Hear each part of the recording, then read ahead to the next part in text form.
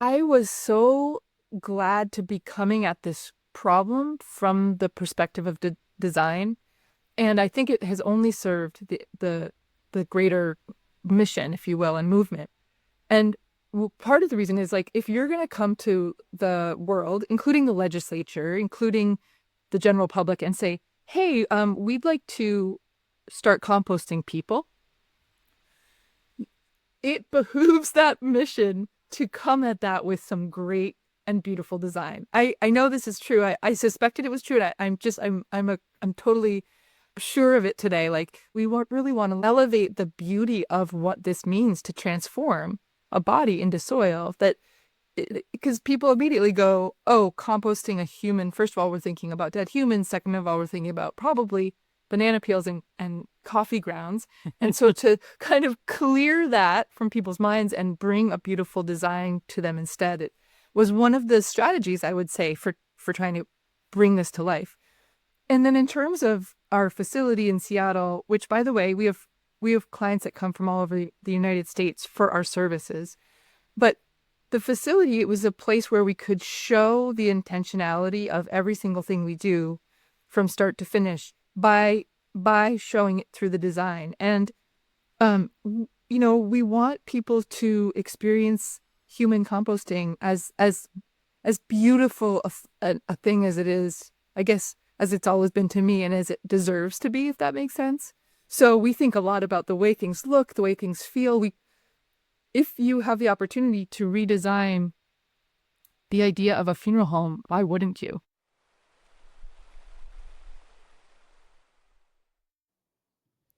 Hey folks, welcome to the latest episode of the Ecosystem Member Podcast. Our guest for today's episode is Katrina Spade, the co-founder of Recompose, which is a human composting service based out of Seattle, Washington. Before I get into the details of our conversation, as you might imagine, the conversation centers around death.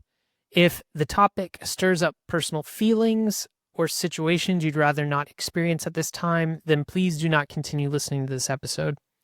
Every person has a different relationship with death, and I don't want to catch anyone off guard.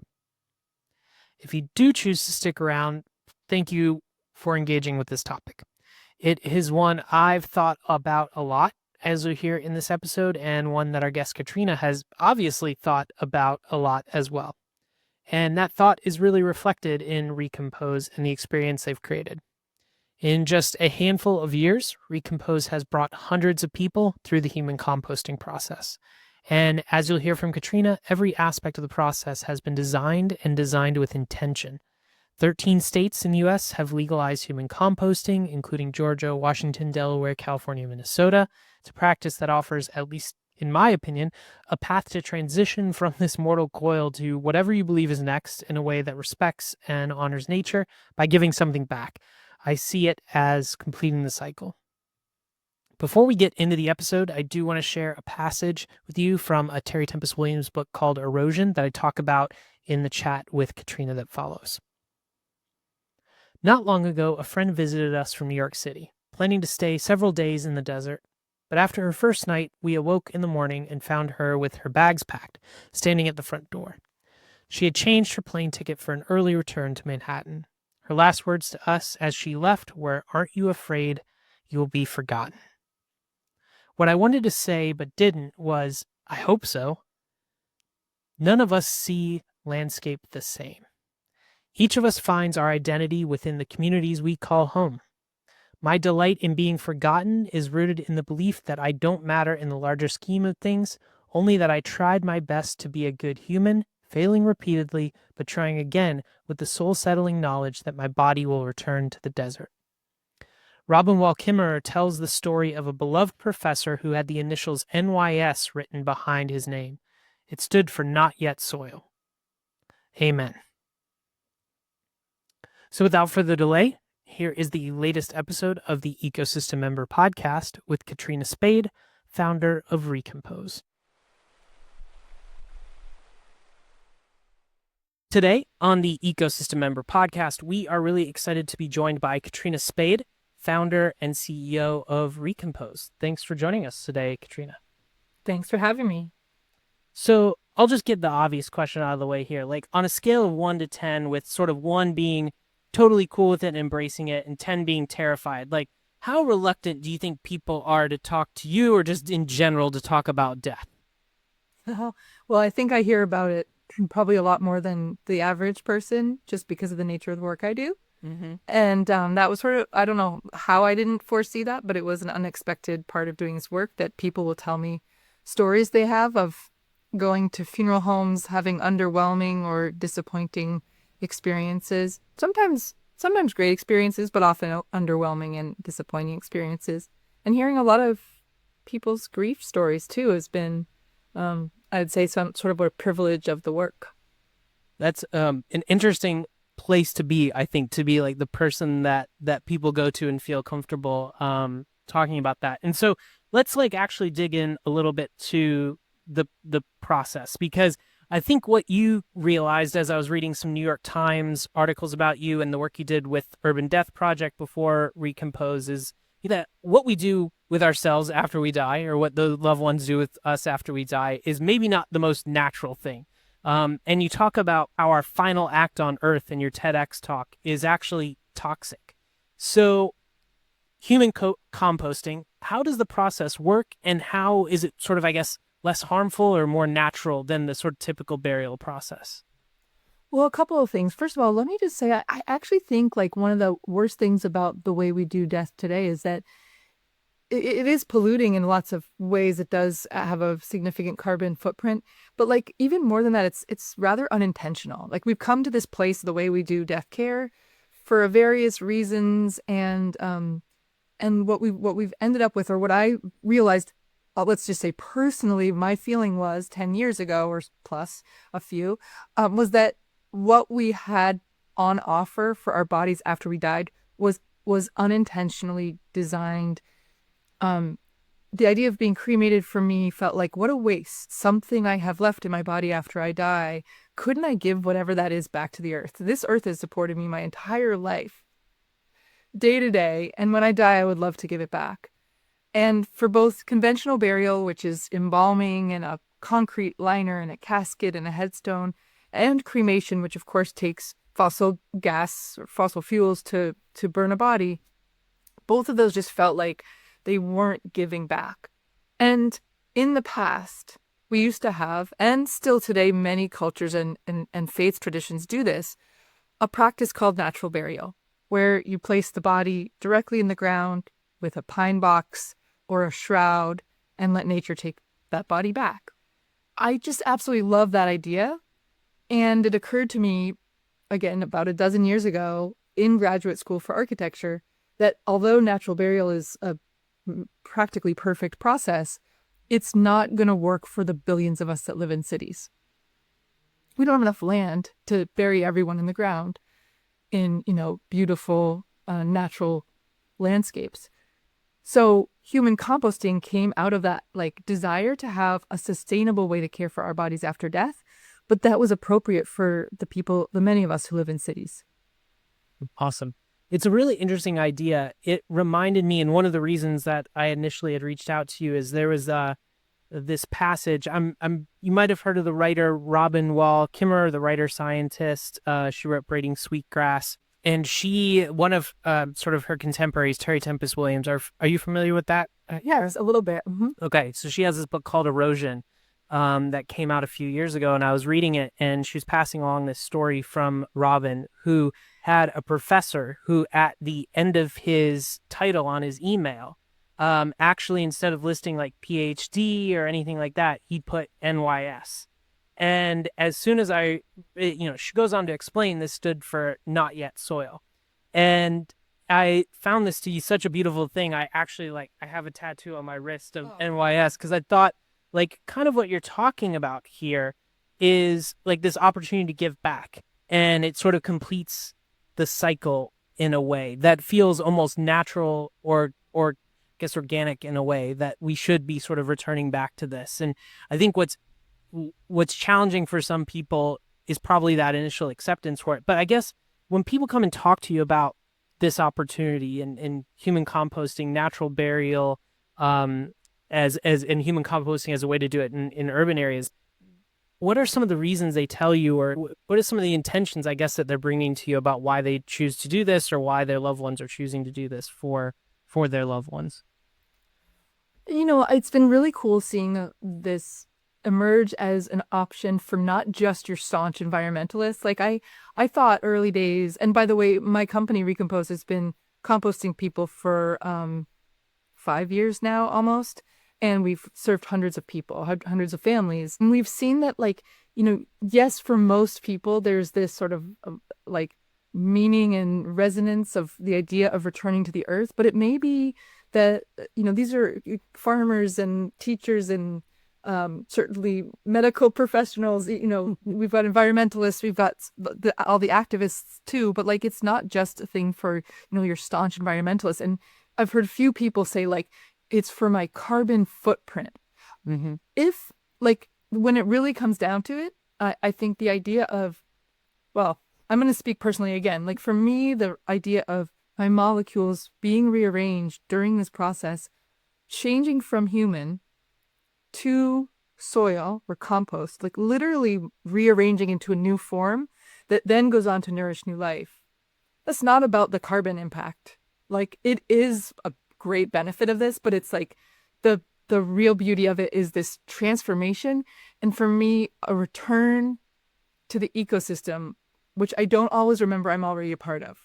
Because as humans, it's so easy to be like, oh yeah, the natural ecosystem's out there and here I am, a human being. But no, like we are part of that now, right? But when you then die and change, and then like literally molecules move through the trees, like picked up by the birds, etc., then I think that tangible, like, reality that we are part of the ecosystem, for me, that's what brings the comfort. Yeah.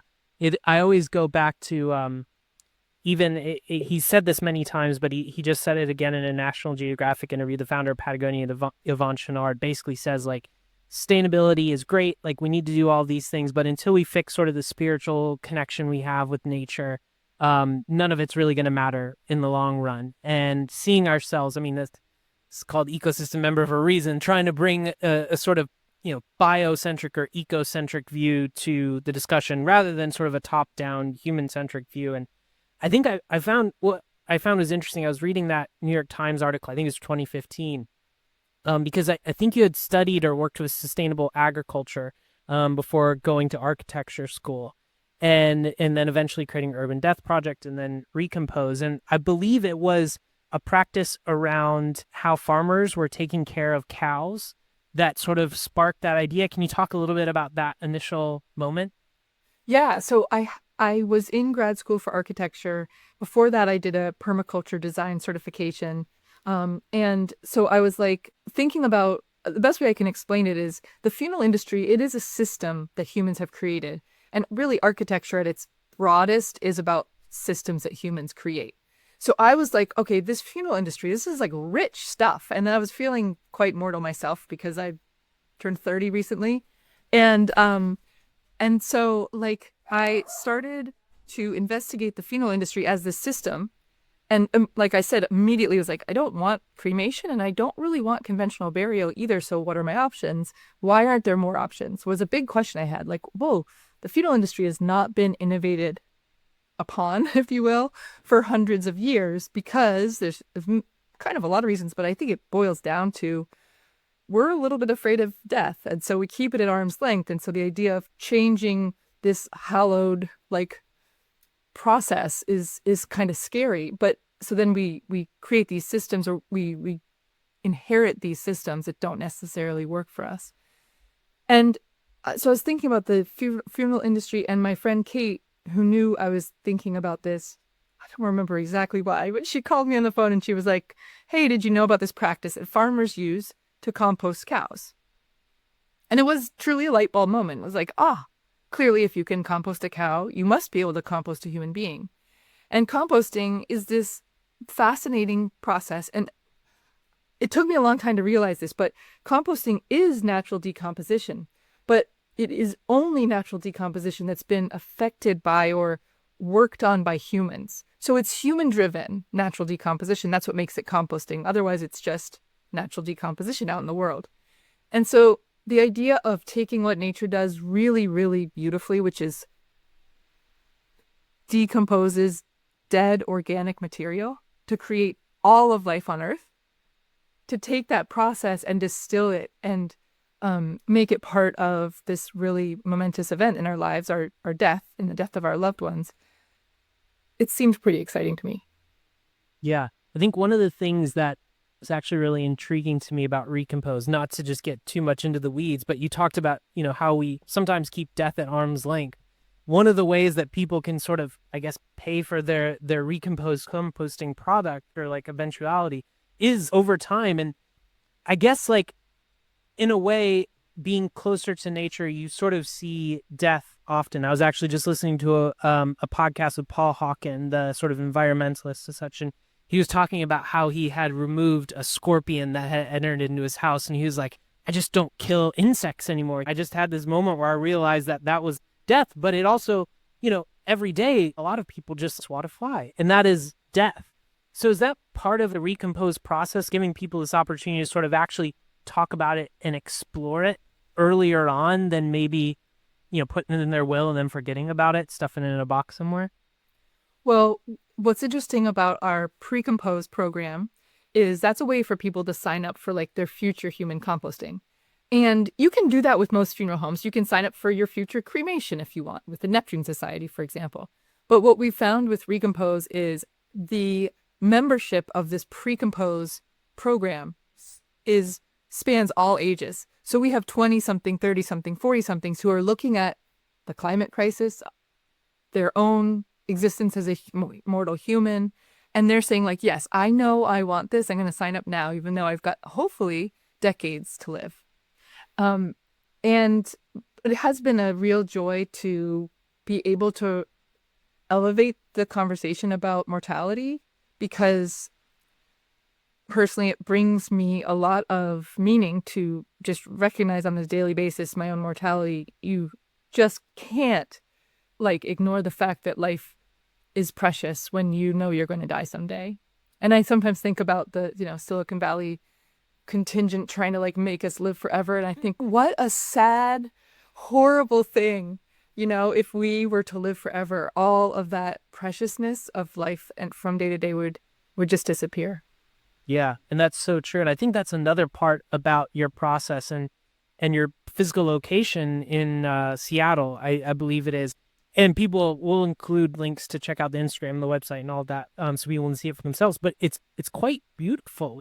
I'm kind of, you see funerals on TV or the ones that we've experienced in person, and it's usually like a old box that's kind of ornate, and it's at the front of a room, and it's cold, and it's not well lit, and it's like, this is really how we're sending people out, versus Recompose. And maybe you can talk a little bit about the space. It's a beautiful space, and there's these moments built in for people to have the sort of same connection they might have in a funeral home, but done in a way that I think honors more of the experience, at least in my opinion, from what I can tell from the outside. So can you talk about what that looks like what people might experience when they go through the process? Yeah, I was so glad to be coming at this problem from the perspective of design. And I think it has only served the greater mission, if you will, and movement. And part of the reason is if you're going to come to the world, including the legislature, including the general public, and say, hey, we'd like to start composting people,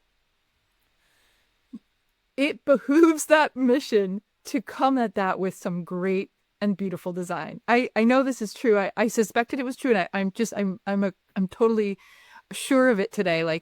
If we made sure, for example, we have a beautiful website. Yes, it's a website, but it's a beautiful website. We really want to elevate the beauty of what this means to transform a body into soil. Because people immediately go, oh, composting a human. First of all, we're thinking about dead humans. Second of all, we're thinking about probably banana peels and coffee grounds. And so to kind of clear that from people's minds and bring a beautiful design to them instead, it was one of the strategies, I would say, for trying to bring this to life. And then in terms of our facility in Seattle, which, by the way, we have we have clients that come from all over the United States for our services. But the facility, it was a place where we could show the intentionality of every single thing we do from start to finish by showing it through the design. And we want people to experience human composting as beautiful a thing as it is, I guess, as it's always been to me and as it deserves to be, if that makes sense. So we think a lot about the way things look, the way things feel.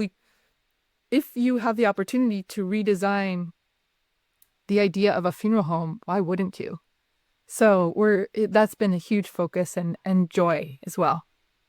And so to kind of contrast that, like when we look at the usual burial process, like, they have embalming fluid and some of that stuff. From what I've read articles about your work, like the embalming fluid on the traditional side is not great. Do you ever have any conversations with people about just how weird the usual way that we do it is versus the way that you're proposing? Like, once you break it down, and I feel like you read it in black and white, or at least when I did, I was like, yeah, this is kind of weird. Does that ever come up? Like, I guess you probably don't want to try to convince anyone of anything, but like, does stating it plainly help people see the difference?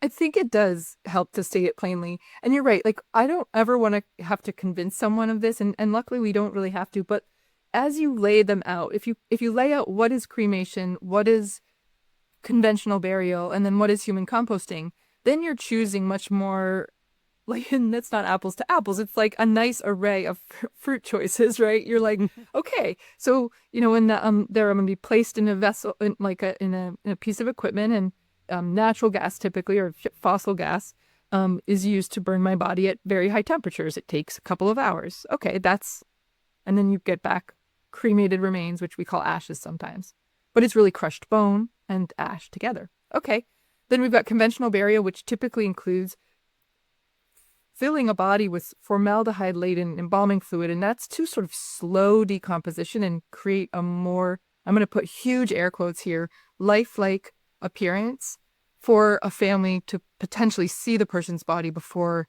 they go into the ground. And when they go into the ground, in almost every cemetery, there's a concrete grave liner.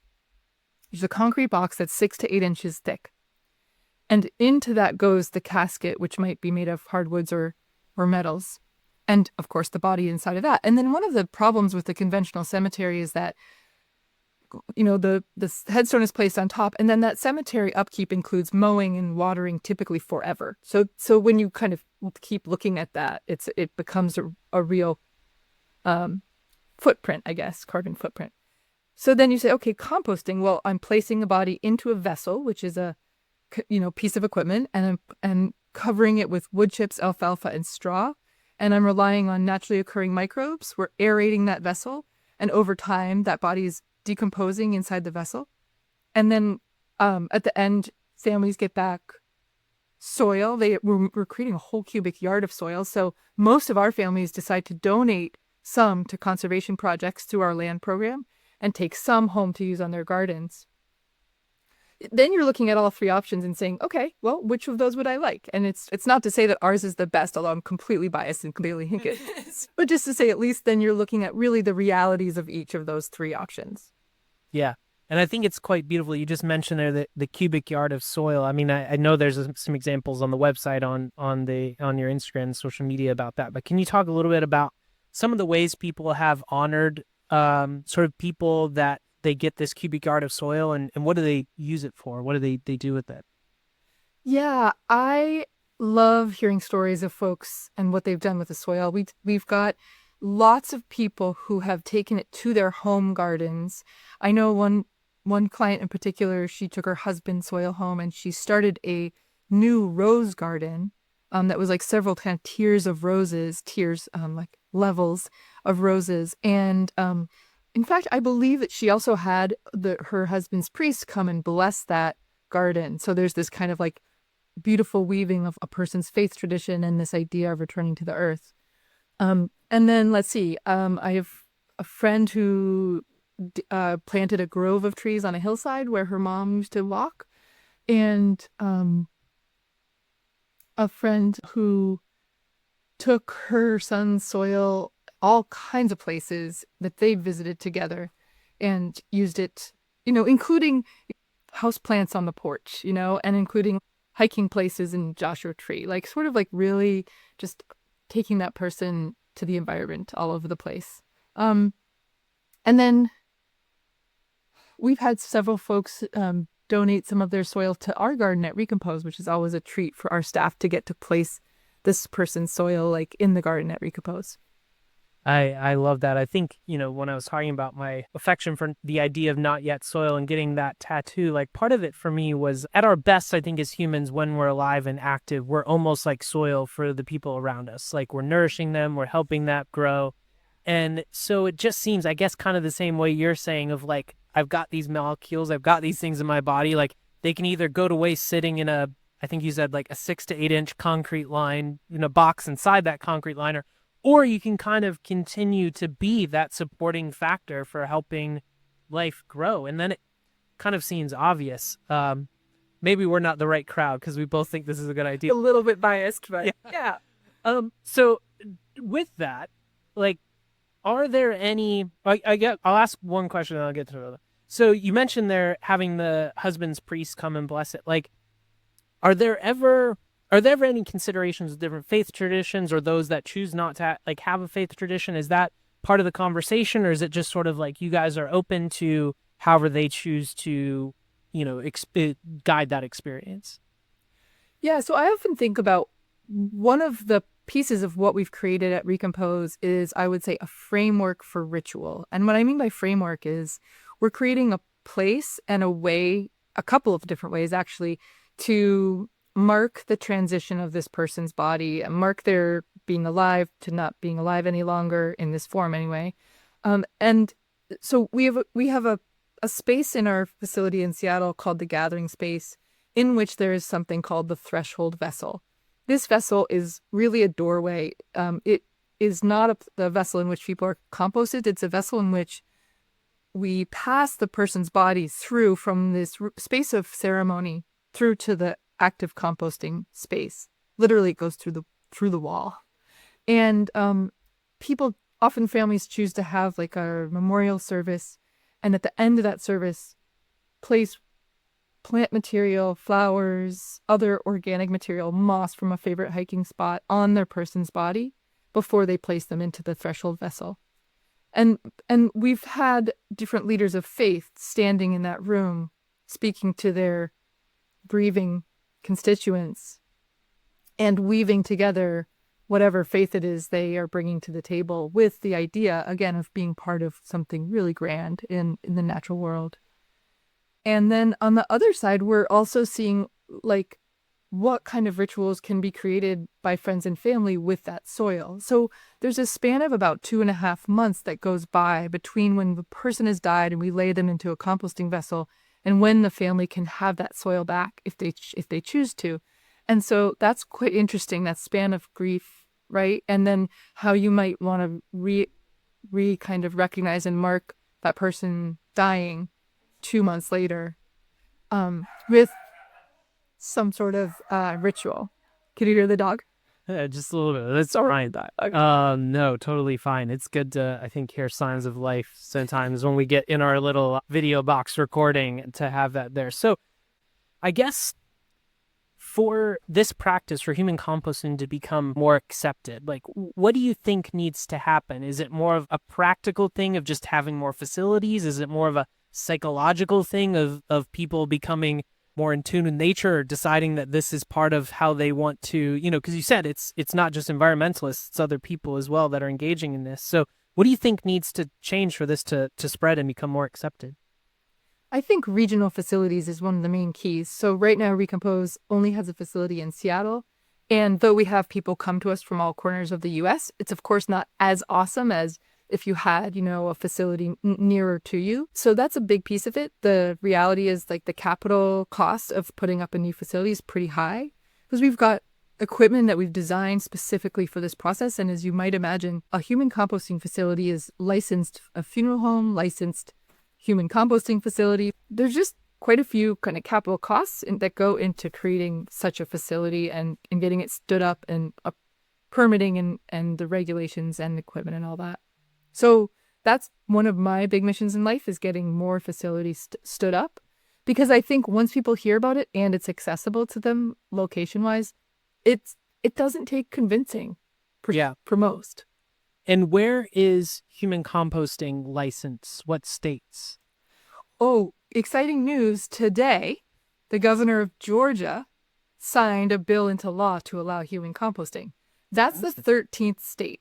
Wow, I didn't think it was that high. Yeah, 13 states have legalized human composting, and then what happens is there's often kind of a little bit of a delay on the regulation side. So legalization means it's been passed, the law's been passed, and then regulations get written sometimes over a couple of years after that. Okay. And so I guess to kind of bring our conversation to a close, to create a little bit of a wrap, I'd love to kind of dig back in on your experience. You talked about having this moment after doing this permaculture class and thinking through a design and architecture lens. Like, how has, I guess, sort of your own relationship with nature sort of evolved and changed as you've gotten, at least in my opinion, closer to it through creating and designing this process of human composting through Recompose? Well, it's been a privilege to think about death nearly every day, even though I would say I'm still weirdly not accepting of my own mortality. I know intellectually that I will die someday, and I really still am having a difficult time emotionally grappling with that. Really truly digesting it, I guess. But that's part of the joy of being human. I guess you get to wrestle with that every day. Yeah, I love the work, and it continues to inspire me. And as you can hear, we still have lots of challenges ahead of us. We're not done yet. So there's lots to do. So it inspires me. Fantastic. Well, thank you so much, Katrina, for sharing a little bit about your story as well as Recompose on the podcast today. We'll make sure in the show notes everything's linked up. But we really appreciate you taking the time to chat. Thank you so much, Rick. It was actually a joy.